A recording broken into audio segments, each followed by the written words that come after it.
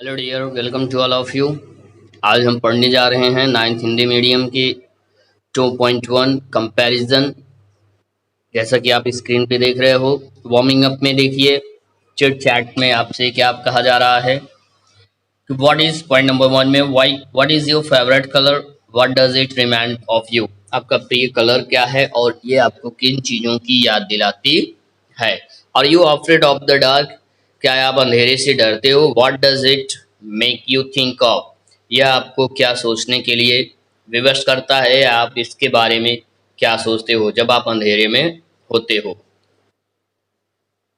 If you were asked to design a big garden, यदि आपको बड़े गार्डन को बनाने के लिए कहा जाए, डिजाइन करने के लिए कहा जाए, what will you include in it, आप उसमें क्या शामिल करोगे। मीन्स इन सब क्वेश्चंस का पॉइंट एक ही आता है कि जब भी हमें इन सब कार्यों को करना होगा या हमारे सामने ये चीज घटित होगा तो हमारे अंदर कंपैरिजन की भावना आती है। तो आज हम कंपैरिजन के बारे में इस चैप्टर में अध्ययन करेंगे। अब यहाँ पे दिया जा रहा है स्पैंडिंग एक्सपैंडिंग वर्ड्स, वर्ड वेब्स। यहाँ पे वर्ड वेब बनाया गया है, जैसे कि आप यहाँ देख सकते हो वेब जो बना हुआ है, नेम ऑफ व्हीकल, किसी एक व्हीकल का आपको नाम देना है और यहाँ पे इसके जो ब्रांचेस बने हुए हैं इन सभी ब्रांचेस में आपको उन सभी पॉइंट्स को आपको फिल करना है जो आपका प्रिय व्हीकल है। Okay, next describe your dream, last में पॉइंट दिया गया है describe your dream vehicle in a few lines, यानी आपका जो ड्रीम है व्हीकल्स के प्रति आपको उसको कुछ लाइनों के प्रति रिप्रेजेंट करना है। जैसा कि आप यहाँ पे देखिए साइड में दिया गया है सारे पॉइंट्स। टेरिफिक है, ब्रांड न्यू है, sleek, tiny, use, powerful, affordable, expensive, easy to drive, eco friendly. तो दीज आर आपके, ये सब आपके व्हीकल से रिलेटेड वर्ड हैं और इन सब में से कौन सी बातें आपको फिट बैठ रही हैं वो आपको बताना है। कंपैरिजन, ओके, कंपैरिजन मीन्स क्या होता है, तुलना। ठीक है, दो वस्तुओं की तुलना, हाँ, कंपैरिजन बिटवीन टू ऑब्जेक्ट्स। जैसे कि आप सब डिग्री में भी पढ़े हो, वीडियो मैंने बनाया है comparative degree. In the same way यहाँ पे वही चीज है कि आपको दो ऑब्जेक्ट के बीच में कंपैरिजन करना है। ओके, तो सबसे पहले हम यहाँ पे देखते हैं ये पॉइंट क्वेश्चन में, what adjective words are used to here to show shape, size, temperature. यहाँ पे आपको फाइंड करना है पोएम में कि कौन कौन सी चीजें हैं जो कंपैरिजन एडजेक्टिव के रूप में आया है, जो आकार को कंपेयर कर रहा है, साइज को कंपेयर कर रहा है और टेम्परेचर, तापमान को कंपेयर कंपेयर कर रहा है। पोएम में आपको इन सारे वर्ड्स को फाइंड आउट करने हैं। चलिए पोएम की तरफ आते हैं। सबसे पहले आपको ये ध्यान देना है कि जैसे कि जितने पिक्चर साइड में बने हुए हैं तो इस साइड में राइट लेफ्ट साइड में जितने पिक्चर हैं वो आपके सब बिग हैं और जो लेफ्ट साइड राइट साइड में बने हुए हैं पिक्चर वो आपके स्मॉल साइज में है। ओके, ये बिग है, ये स्मॉल है। ओके, तो अब हम चलते हैं पोएम की तरफ। फास्ट एज ए स्पेसशिप, यानी अंतरिक्षयान जैसा तेज, स्लो एज स्नेल, घोंघे जैसा स्लो, अर्थात अंतरिक्षयान बहुत तेज चलता है और स्नेल बहुत धीरे धीरे अपनी रफ्तार बनाता है, मतलब धीरे धीरे चलता है। Big as a dinosaur, dinosaur एक जानवर है, एक प्रजाति है जो कि इस समय खत्म हो चुका है। तो डायनासोर की तरह विशाल, स्मॉल एज ए नील, और घोंघे की तरह, नील की तरह क्या है, एकदम छोटा। Fits as a tiger, fits as a tiger. अब यहाँ पे ध्यान दीजिए, ये मैंने आपको बताया, ये आपको बताया, अब ये आपको बताया, यहाँ तक आपका हो चुका है। अब नेक्स्ट देखिए आप, fits as a tiger, fits as a tiger, बाघ की तरह खतरनाक। जेंटल एज लेम, मेमने की तरह सज्जन, यानी बाघ बहुत खतरनाक है जबकि मेमना बहुत सज्जन है। यो सोर एज लेमन, लेमन मीन्स नींबू की तरह खट्टा, स्वीट एज जैम, और जैम मुरब्बे की तरह, जैम की तरह मीठा। ड्राई एज डिजर्ट, मरुस्थल की तरह ड्राई, सूखा हो। अब यहाँ पे क्या बताया जा रहा है, मरुस्थल की तरह सूखा हो। और ड्राई एज द डिजर्ट, मरुस्थल की तरह सूखा। वेट एज द सी, समुद्र की तरह गीला। स्क्वायर एज हाउस, वर्गाकार घर की तरह। राउंड एज पी, मटर की तरह गोल। कूल एज केव, गुफा की तरह ठंडा। वार्म एज ए टोस्ट, और टोस्ट की तरह गर्म। नॉइजी एज रोड ड्रिल,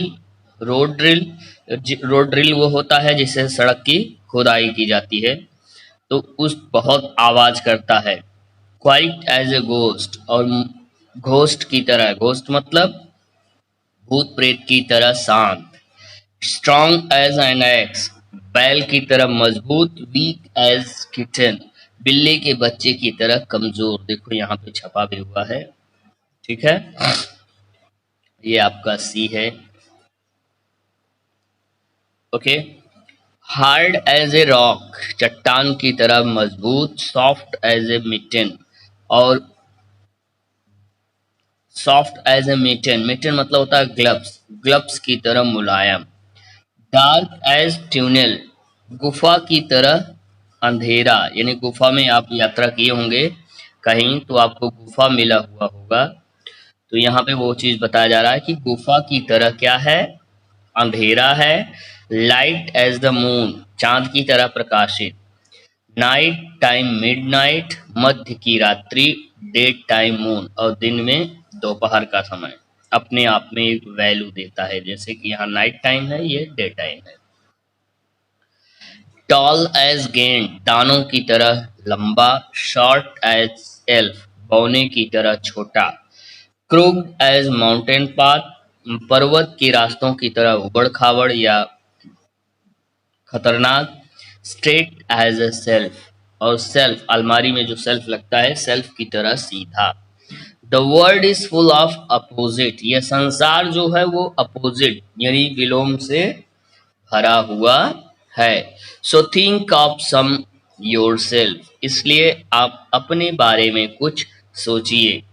तो डियर, आशा करते हैं ये कविता आपकी समझ में आया होगा। इस कविता में छोटे और बड़े का कंपैरिजन बताया गया है, और मैं आपको एक ही लाइन में ये बताना चाहूँगा कि चाहे छोटा हो वस्तु, चाहे बड़ा हो, हर वस्तु की अपनी अपनी वैल्यू होती है।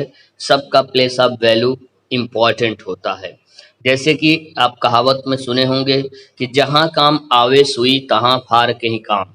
अर्थात अगर आपको कपड़ा सिलना है तो सुई से ही सिलेंगे, हम हल चलाने वाले फाल से कपड़ा नहीं सिल सकते।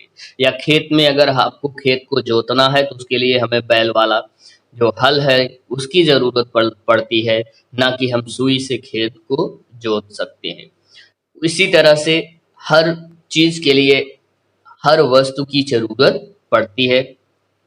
जैसा कि आप सुने होंगे, अमिताभ बच्चन की फिल्म का एक गीत है कि जिसकी बीबी लंबी उसका भी बड़ा नाम है, जिसकी बीबी छोटी उसका भी बड़ा नाम है। तो कहने का मतलब इस गीत में भी कंपैरिजन को बताया गया है कि सबकी प्लेस ऑफ वैल्यू एक जैसी होती है। तो एनानिमस में ये चीज बताया गया है डियर, जो कि आपके डे टू डे लाइफ से जुड़ी हुई है, और आशा करते हैं कि ये पॉइंट्स आपकी समझ में आया होगा। आइए देखते हैं क्वेश्चन की तरफ। Think of common features when you try to find opposite, यानी आप जब कभी कोई चीज अपोजिट में पाने का प्रयास करते हो तो आपको कुछ न कुछ चीज उसमें कॉमन मिला होगा, तो आप उन चीजों के बारे में सोचिए। नेक्स्ट यहाँ पे एक पॉइंट ये बताया जा रहा है, When you compare two things, जब आप दो वस्तुओं की तुलना करते हो, you must have at least one common feature, आप उन सब में एक चीज कॉमन पाते हो। When we compare a spaceship and a snail, जब हम spaceship और snail को कंपेयर करते हैं, we consider only their speed, हम केवल उसकी रफ्तार को कंसिडर करते हैं। अर्थात हर चीज में जो है आपको एक चीज सिमिलैरिटी दोनों में से मिलती है, चाहे वो बड़ा हो चाहे वो छोटा हो, तो आपको उसमें एक सिमिलैरिटी मिलती है। डियर, आप पोएम को अगेन एंड अगेन पढ़िए और उसके आंसर को जानने का प्रयास करिए। मिलते हैं अगले टॉपिक में नेक्स्ट वीडियो के साथ। ओके।